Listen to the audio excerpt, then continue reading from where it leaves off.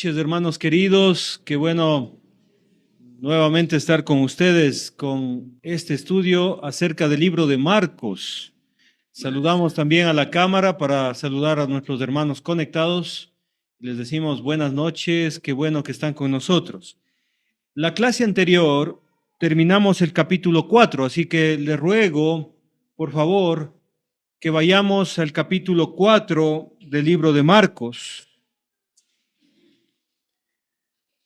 La historia empieza aproximadamente a las 7:30 p.m. Empieza en el capítulo 35, Marcos 4:35, un día muy pesado para el Señor Jesucristo, un día de mucho trabajo para el Señor predicando. Vimos que Jesús estaba enseñando por parábolas muchas cosas. La gente no entendía todo lo que decía el Señor, pero sus discípulos le preguntaban en privado y el Señor respondía a toda pregunta. Lo dice el versículo 34. A sus discípulos en particular les declaraba todo. Es la noche. Llegó la noche, dice el versículo 35. Esto lo estudiamos la clase anterior. Y Jesús dijo, pasemos al otro lado. En la embarcación estaban sus apóstoles, 4 experimentados pescadores, con el objetivo de cruzar el mar de Galilea desde Capernaum hasta el otro lado, aproximadamente entre 12 a 18 kilómetros. En medio de la noche viene una gran tempestad, de mucho viento. Imagínense el agua entrando en la embarcación, lluvia. Los discípulos se espantan, los discípulos no saben qué hacer. Entonces miran a Jesús como su maestro y dicen, maestro, ¿por qué no haces algo? Ayúdanos. Pensaron que Jesús podía, no sé, agarrar un balde de agua y empezar a sacar el agua. Algo de eso. Pero Jesús se levanta y con voz de mando, con voz de autoridad, dice, calla, enmudece, y de repente esa gran tempestad se convirtió en bonanza, en tranquilidad, en paz. Los apóstoles están impresionados. Los apóstoles están amedrentados, según el versículo 40. Estoy haciendo un resumen de la clase anterior. Están amedrentados, es decir, que están amenazados por la presencia de Jesús. ¿Habrá gente hoy en día que se siente amenazada por la presencia de Jesús? Yo conozco a personas que dicen, hermanos, yo no quiero tener más conocimiento porque el conocimiento trae responsabilidad. Yo hasta ahí nomás. Le temen al conocimiento, le temen al Señor. Otros, hermanos, le tienen miedo a Jesús. De hecho, cuando empiezan el cristianismo, se sientan en la última banca. Ojalá que sea la más última. Porque qué vergüenza de acá nomás. Porque les cuesta acercarse. No estoy diciendo de los hermanos que están al último, por si acaso. Pero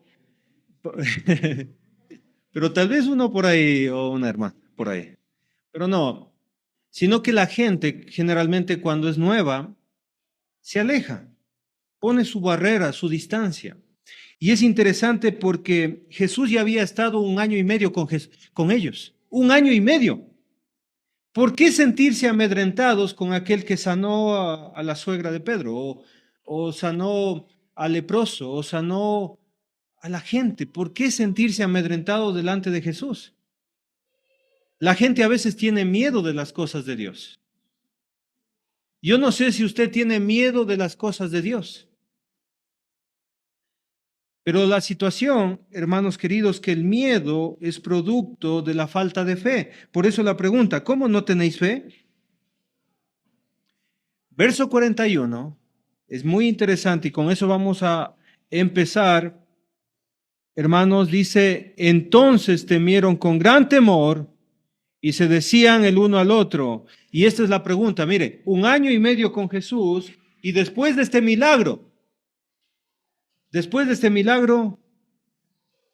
¿quién es este que aún el viento y el mar le obedecen? ¿Quién es este? Si alguien nos ayuda con los niños diciéndoles que no hagan mucha bulla, por favor. Muchas gracias. Es muy interesante, pero muy interesante que estar 1 año y medio con Jesús y no saber quién es Jesús. ¿Quién es este? Quien el viento y el mar le obedecen. ¿Será posible, me pregunto yo, que haya personas que estén 5 años en la iglesia, 10 años en la iglesia, 20 años en la iglesia y no sepan quién es Jesús? ¿Será que hay personas cristianas que no le conozcan a Jesús? ¿Que no sepan su naturaleza? ¿Que no sepan quién es Él? Es muy interesante que discípulos de Él, que estuvieron mirando todo lo que Jesús hacía, hermanos, estaban preguntándose quién es Jesús. ¿Quién es Jesús? Bueno, estamos en la embarcación, estamos cruzando de Capernaum a Gadara, la primera ciudad de Decápolis, probablemente la medianoche. Los que conocen del tema dicen que cuando usted cruza hasta el otro lado, usted no va a encontrar una playa, sino que va a encontrar un tipo de piedras, de rocas. Es decir, que el ambiente era tenebroso. Es decir, que sus discípulos llegaron, era de noche, probablemente la medianoche, y había un ambiente muy tenebroso.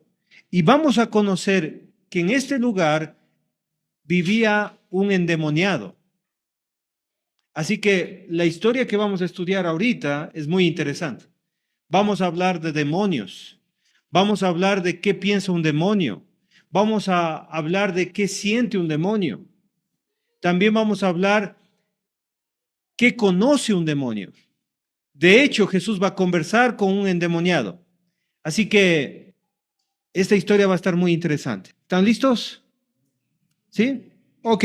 Capítulo 5. Vinieron al otro lado del mar, a la región de los Gadarenos. Y cuando salió él de la barca, mire lo que sucede. Jesús está descendiendo de la embarcación, vino enseguida a su encuentro de los sepulcros un hombre con espíritu inmundo. Cuando habla un hombre con espíritu inmundo, un endemoniado. Piense esto, hermanos. Me encanta predicar esta historia en los Alcohólicos Anónimos. Me gusta hablar de esto con la gente que no quiere dejar el pecado, porque es una historia muy buena. Piensa en esto, hermano querido. Hermanita, piensa en esto. Un hombre que probablemente era casado o soltero, no importa. Vivía en una ciudad de Decápolis y de repente empieza a comportarse mal, a tal punto de que su comportamiento es tan malo que ni su propia familia le soporta, porque está actuando como loco, está actuando endemoniado. Su familia ya no puede más, pide ayuda. Intervienen sus padres, intervienen los cuñados, intervienen todos, pero a pesar de eso no pueden hacer nada con este hombre. Lo sacan de la casa. En el barrio, en el vecindario, también se empieza a comportar tan mal que la gente empieza a llamar a la policía. Bueno, en ese tiempo a los soldados. Lo tratan de atar, pero nadie lo puede dominar. La ciudad ya no le quiere a este hombre, porque es muy violento, es muy agresivo, su comportamiento es demasiado malo, es un ladrón, se roba las cosas para comer. Ellos deciden llevarle al lugar de los sepulcros. Hay una diferencia entre sepulcro y sepultura. La sepultura es cuando se cava un hueco en la tierra y se lo sepulta. ¿Sí? O perdón, entierro. Eso es un entierro. Cuando se cava un hueco y se entierra a la persona. Bajo tierra, entierro. Pero otra cosa es sepultar. Es abrir una bóveda, construir una bóveda o utilizar una caverna para ahí colocar al muerto. En este caso, este hombre vivía en medio de los sepulcros. Y vamos a hablar un poco de este hombre. Dice ahí, versículo 3, capítulo 5 de Marcos, versículo 3, que tenía su morada en los sepulcros y nadie podía atarle ni aun con cadenas. Imagínense cómo era la fuerza descomunal de este hombre. Muchísima fuerza. Lo intentaron atar con sogas y la rompía. Entonces probaron con cadenas.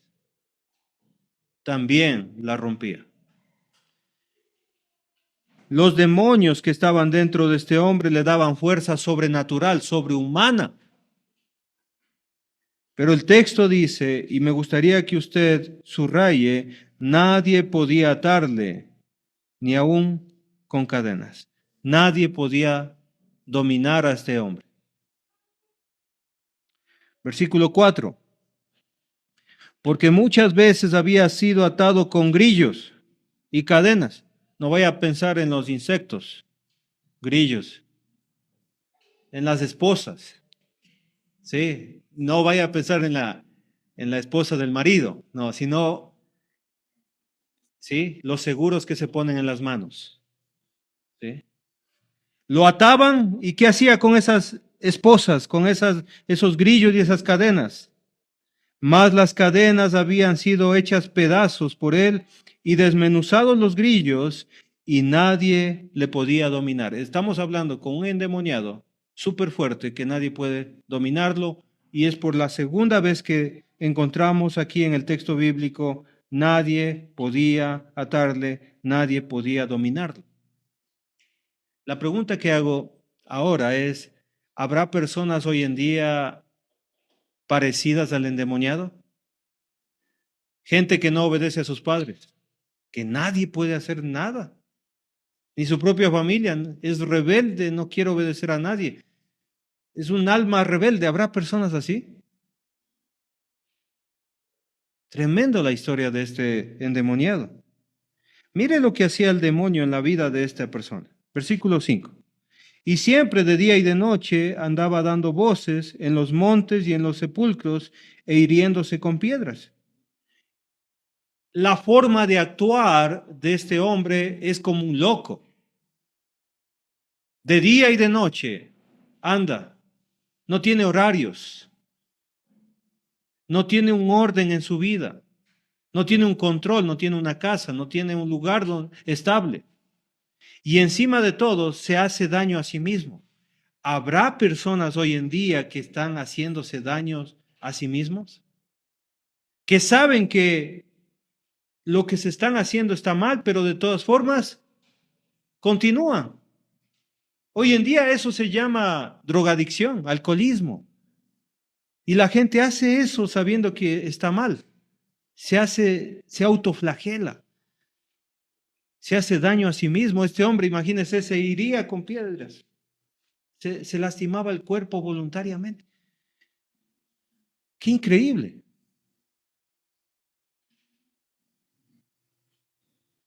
Versículo 6, cuando vio pues a Jesús de lejos, corrió y se arrodilló ante él. Qué impresionante toda esta escena.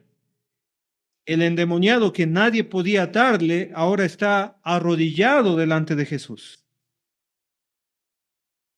Versículo 7. Y clamando a gran voz dijo, ¿qué tienes conmigo, Jesús, Hijo del Dios Altísimo?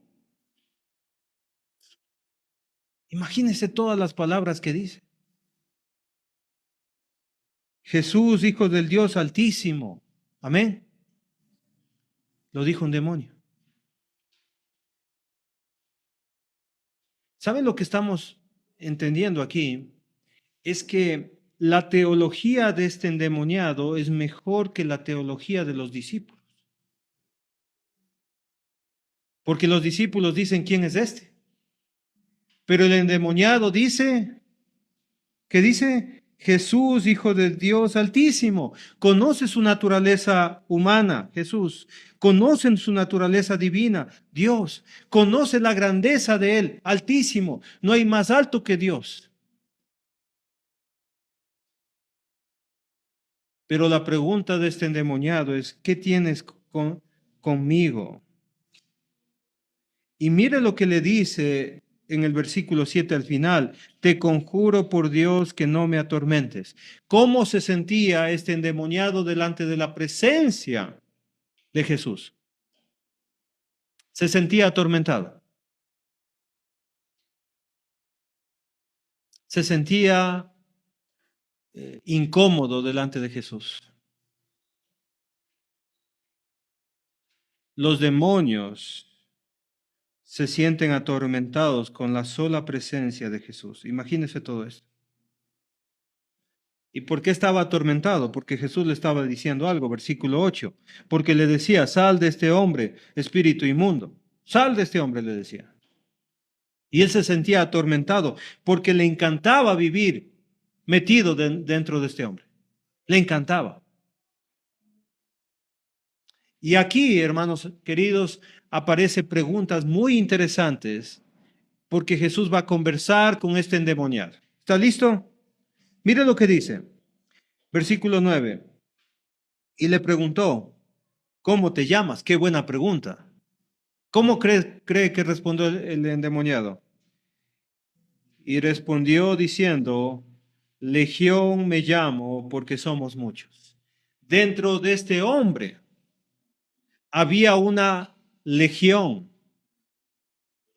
En aquel tiempo los pelotones romanos, grandes pelotones romanos, se les llamaba ¿cómo? Se les llamaba legión. Una legión estaba conformada entre 4,000 y 7,000 soldados. ¿Qué está diciendo el texto bíblico?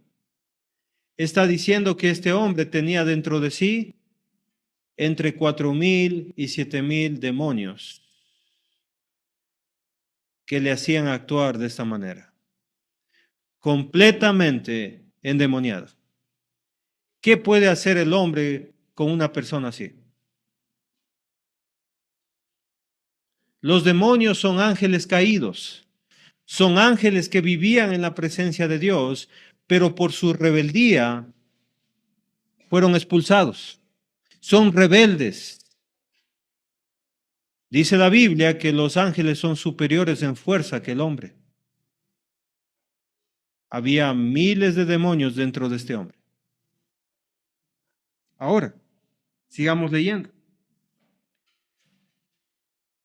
Versículo 10. Y le rogaba mucho que no los enviase fuera de aquella región. Es decir, estamos contentos viviendo en medio de estas personas. Nos gusta vivir con estas personas. Esta región es un éxito. Nos encanta este lugar. Versículo 11. Mire, es tierra de gentiles. Los judíos aborrecen el cerdo. ¿Sabía usted eso? En el libro de Números hay una lista de comida que los judíos no podían comer, entre los cuales el cerdo, el cuy, el conejo y ciertos animales no debían comer los judíos. Pero era una región gentil, que no eran parte del pueblo de Dios. Y dice el texto, estaba allí cerca del monte un gran hato de cerdos paciendo. Es decir que imagínese cómo se sentiría un judío en ese lugar. Hace muchos años, cuando estábamos en pandemia, el hermano Bob Young nos estaba enseñando este pasaje. Y de repente llegamos a estos versículos y el hermano Bob empezó a reírse. ¿Sí? Ustedes saben cómo se ríe el hermano Bob. Porque estamos grabando, no puedo hacer la voz. Empezó a reírse el hermano Bob y nosotros le preguntamos, hermano, ¿por qué está riéndose? Es que me da mucha risa de los judíos ahí en ese lugar. Se sentían incómodos frente a ese gran hato de cerdos. Ya vamos a ver que son 2000 cerdos. Y ahí, como era natural, esos cerdos tenían pastores. Y esos pastores cuidaban esos cerdos. Y dice el texto, versículo 12, mire lo que dicen los demonios. Esa multitud de demonios dicen lo siguiente: y le rogaron todos los demonios, todos, desde el más pequeño hasta el más grande, todos los demonios que estaban en ese hombre, le rogaron esos demonios diciendo, envíanos a los cerdos para que entremos en ellos. Y esto es muy interesante. Los cerdos representan la inmundicia, el pecado. ¿Qué pasó con el hijo pródigo? ¿A dónde fue? A cuidar cerdos. Es decir, los cerdos tienen el significado de la inmundicia, de lo más feo que uno puede llegar a caer. Y es muy interesante que los demonios quieren ir a los cerdos. Yo me hice una pregunta cuando estaba estudiando este texto bíblico, hermanos queridos. ¿Por qué los demonios prefieren estar en los cerdos que en la presencia de Jesús? Qué increíble, ¿no es cierto? Que los demonios desean estar en la presencia de los cerdos, vivir en medio de los cerdos que estar delante de Jesús. Habrá personas hoy en día, mis hermanos queridos, hermanitas queridas, habrá personas hoy en día que prefieren estar en la inmundicia de los cerdos que en la presencia de Dios. Habrá personas que prefieren vivir en medio de sus delitos y pecados y no en la presencia de Jesús. ¿Creen que hay personas así? A veces son hijos de Dios. ¿Qué hace un hijo de Dios en medio de la inmundicia? ¿Qué hace un hijo de Dios en la fornicación, en el adulterio, en la homosexualidad, no sé, en la pornografía, en el chisme? ¿Qué hace un hijo de Dios en medio de los cerdos? Ese no es un lugar para los hijos de Dios. Es un lugar que prefieren los demonios. Es un lugar donde les encanta estar a los demonios, porque no quieren la presencia de Dios. Otra pregunta quiero hacer. ¿Habrá personas que se sienten incómodos en los estudios bíblicos, incómodos en la adoración a Dios, incómodos en las oraciones a Dios, en las reuniones de la iglesia? ¿Habrá personas que se sienten incómodos, cansados? ¿Habrá personas así? Imagínense cómo van a soportar una eternidad delante del Señor.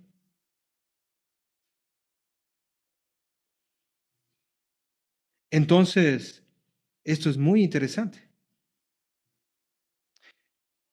Versículo 13, y luego Jesús les dio permiso. Eso significa que no pueden hacer los demonios lo que quieren, a pesar de que son rebeldes. Piden permiso. ¿Se da cuenta el poder de Jesús? Qué tremendo es el poder de Jesús. Y la gente es loca, hermanos. La gente no razona. ¿Cómo van a ir donde el brujo a pedirle ayuda a Satanás? ¿Cómo van a confiar en el tarot, que léame la mano, que aquí es la ley de la vida, que no sé qué? ¿Cómo van a estar confiando en la magia negra, magia blanca, la brujería, el brujo, el chamán, el adivino? Prefieren ese conocimiento que la palabra de Dios, que a Dios mismo. Es ilógico. Los demonios están pidiendo permiso ¿a quién? a Jesús para moverse. No pueden hacer lo que ellos quieren los demonios. ¿Se da cuenta? Y saliendo aquellos espíritus inmundos, mire lo que sucedió. Entraron en los cerdos, los cuales eran como 2000. Y el hato se precipitó en el mar por un despeñadero. Y en el mar se ahogaron. Y este es el destino, hermanos queridos. El destino de alejarse de la presencia de Dios e ir a la inmundicia, la destrucción. Una persona que se aleja voluntariamente de Dios para irse a la inmundicia, terminará en la muerte espiritual. Así que hay que tener cuidado de decirle no al Señor Jesucristo, de alejarse del Señor Jesucristo. Versículo 14. Y los que apacentaban los cerdos huyeron. ¿Y a dónde se fueron? A la ciudad, dice ahí, y dieron aviso en la ciudad y en los campos y salieron a ver qué era aquello que había sucedido. La gente curiosa, los dueños de los cerdos van a llegar a ver qué sucedió en aquel momento. Versículo 15. Esto va a estar muy interesante, hermanos. Versículo 15. Vienen a Jesús, toda esa gente de las ciudades, y ven al que había sido atormentado del demonio. Es decir, que lo encuentran al endemoniado, el que les causaba problemas, el que no podía ser atado, aquel que destruía las cadenas está ahí. Miran a ese hombre atormentado, que había tenido la legión. ¿Y cómo está, hermanos queridos? Ayúdeme. ¿Qué hizo Jesús en la vida de este endemoniado? ¿Cómo estaba este hombre? Ahora, después de Jesús. Sentado, vestido y en su juicio cabal. Y aquí usted puede observar la obra de Dios en la vida de las personas. El demonio destruye. El demonio humilla, avergüenza. Eso es la obra de Satanás, pero ¿qué hace la obra de Jesús? ¿Cuál es la obra de Jesús? Ayúdeme. Está sentado. ¿Sabe qué significa eso de sentado? Dios le da estabilidad a las personas. Si antes andaba como loco, gritando de día y de noche, desnudo, Dios da estabilidad a las personas. Número 1, estabilidad. Número 2, vestido. Dios da honra. Hermanos queridos, Dios da honra a las personas. Este hombre está vestido. Antes estaba en vergüenza porque estaba desnudo. Satanás hace que las personas sientan vergüenza. Y una persona que está pecando siente vergüenza. Pero la presencia de Jesús hizo que este hombre tenga honra. Pero también Dios da juicio cabal. Lo dice el texto. Y en su juicio cabal. Dios va a ordenar sus pensamientos. Cuando Dios topa, hermanos, cuando Dios quiere sanar a las personas, va a darnos estabilidad emocional. Va a ordenar nuestra mente, nuestros pensamientos, nuestros planes. Amén. Qué bueno que el Señor es. Qué bueno que el Señor encontró a este endemoniado y le ayudó. Pero ¿sabe qué? Otra vez nos encontramos con el mismo problema que sus discípulos. El mismo problema, hermanos queridos. ¿Cuál es el problema? Jesús está haciendo una obra buena. ¿Y cómo están reaccionando la gente? En vez de decir, Jesús, qué bueno que viniste y ayudaste a este hombre. Qué bueno que estás haciendo tu obra. Bienvenido. La gente ante las cosas de Dios tiene miedo. Qué lástima, ¿verdad?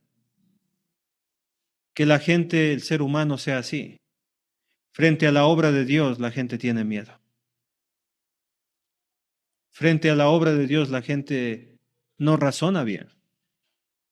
Tiene estos sentimientos contradictorios. Tenía miedo. Versículo 16, y les contaron los que lo habían visto, cómo había acontecido al que había tenido el demonio y lo de los cerdos, y les cuentan todo lo que sucedió. Y la gente, ¿sabe lo que hizo? Mire lo que hace la gente. Verso 17, y comenzaron a rogarle que se fuera de sus contornos. Jesús, no eres bienvenido aquí. ¿Sabe por qué? Porque la presencia de Jesús les causó pérdidas económicas. Los 2000 cerdos que aparecen en el versículo 13, los 2000 cerdos desaparecieron. Jesús, no queremos que estés en esta región. Ándate, por favor. Te rogamos que te vayas, porque le tenían miedo. Te rogamos que te vayas. ¿Qué va a hacer Jesús cuando la gente no quiere que Jesús esté ahí? ¿Qué va a hacer Jesús? Verso 18, ¿qué va a hacer Jesús? Hacerles caso.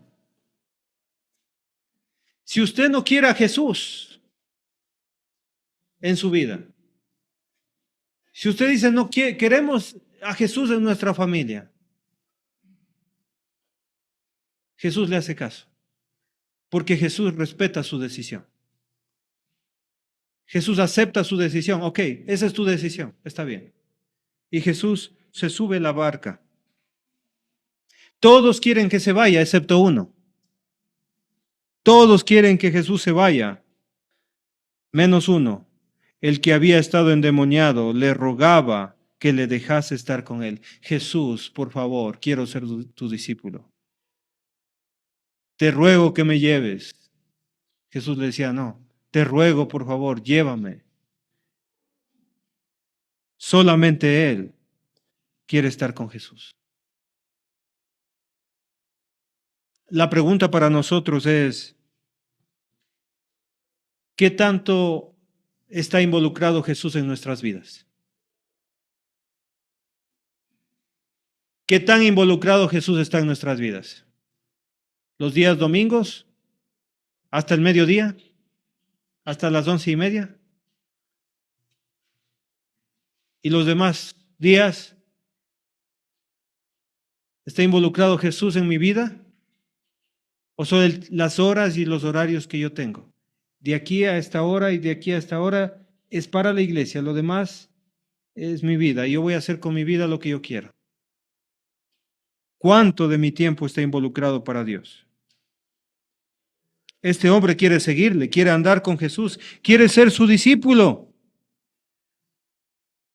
Dice el versículo 19, algo muy interesante, mas Jesús no se lo permitió. No, le dijo. ¿Por qué Jesús le dice que no?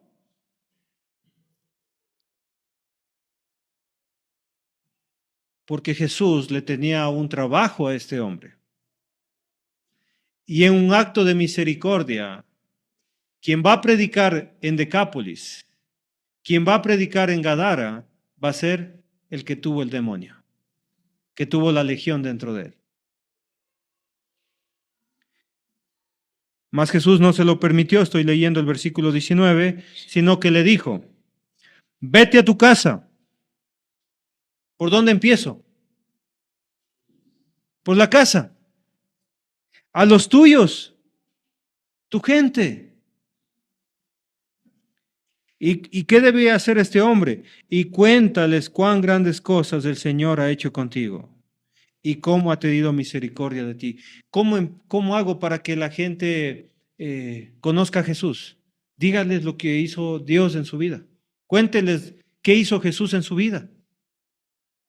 Y usted se puede imaginar, hermanos queridos, a este hombre volviendo vestido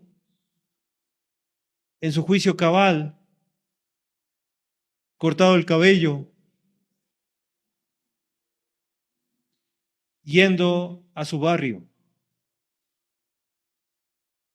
Y el hombre de la fruta que lo conocía, agarró el bate. Y el gadareno le dijo, buenas tardes, señor.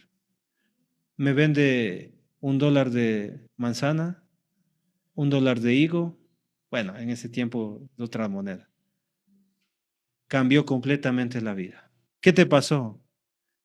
Le voy a contar lo que me pasó. Ser cristiano, hermanos queridos, tiene que ver con un cambio completo de vida, pero también significa que uno va a decir lo que a uno le ha pasado en esta vida. ¿Qué cambios el Señor ha hecho en nuestras vidas? Y mire lo que hizo, versículo 20. Yo le animo a ser como el gadareno. No endemoniado, por si acaso, sino el cambio después. El cambio después. Y se fue y comenzó a publicar en Decápolis. No se conformó con Gadara. Predicó en las 10 ciudades. Cuán grandes cosas había hecho Jesús con él. Y todos se maravillaban. El mejor predicador del Evangelio es el que ha cambiado, hermanos queridos. El que ha dejado su vida pasada y ahora vive una vida distinta. Y dice a la gente, esto hizo el Señor por mí. Dios también puede hacer eso por ti.